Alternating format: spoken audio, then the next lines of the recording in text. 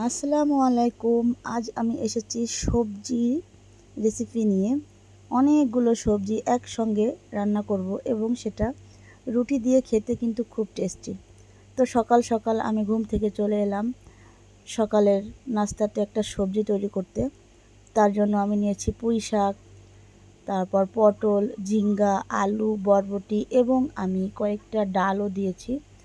প্রায় হাফ কাপের মতো ডাল দিয়ে আমি এই সবজিটা সকালে রান্না করব নাস্তার সঙ্গে, রুটির সঙ্গে খাওয়ার জন্য কিন্তু খুবই একটি সুস্বাদু সবজি। যাই হোক, আমি সবগুলো উপকরণ সুন্দর করে ছোট ছোট করে কেটে নিয়েছি।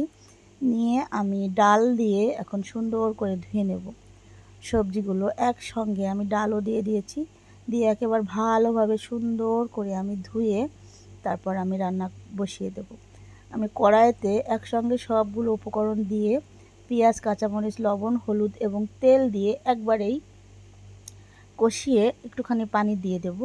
তাতে করে অল্প পানি দেওয়াতে হবে কি, সবজির গায়ে তো একটু পানি আছে, তাছাড়া পুঁই শাকও নরম, পটল নরম, ঝিঙ্গা নরম, বরবটিও নরম যেহেতু, আর ডাল আর আলু তো একটু একটু তাপে সেদ্ধ হয়ে যাবে, যেহেতু মসুরের ডাল খুব জাল লাগে না।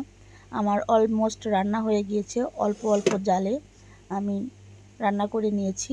দেখুন আমার সবজির কালারটা কত সুন্দর হয়েছে।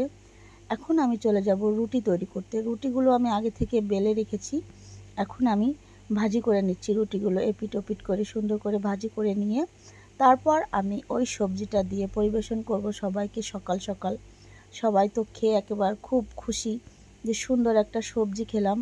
এরকম সবজি যদি আপনারা বাসায় বসে খান তাহলে স্বাস্থ্যের জন্য খুবই উপকার এবং মুখে তো টেস্ট লেগেই থাকবে। তো বন্ধুরা, আপনারা সকাল সকাল যদি এরকম হরেক রকমের সবজি দিয়ে রান্না করেন রুটির সঙ্গে, তাহলে কিন্তু যারা প্রতিনিয়ত রুটি খেতে চায় না সবজির জন্য, তারাও কিন্তু একটা রুটি হলেও খাবে। এই দেখুন আমার সবজির কালারটা কত সুন্দর হয়েছে। আর যার কালার সুন্দর সেটা তো খেতে সুন্দর হবেই। আপনারা জানেন যে জিনিসটা দেখতে ভালো সেই জিনিসটা খেতেও ভালো লাগে। আমার রুটিগুলোও ভাজি করা হয়ে গিয়েছে এবং সবজিও হয়ে গিয়েছে। তো বন্ধুরা, আপনারা সবাই এভাবে সকালে নাস্তার সঙ্গে সবজি রান্না করে খেয়ে দেখবেন, অবশ্যই ভালো লাগবে। আল্লাহ হাফেজ।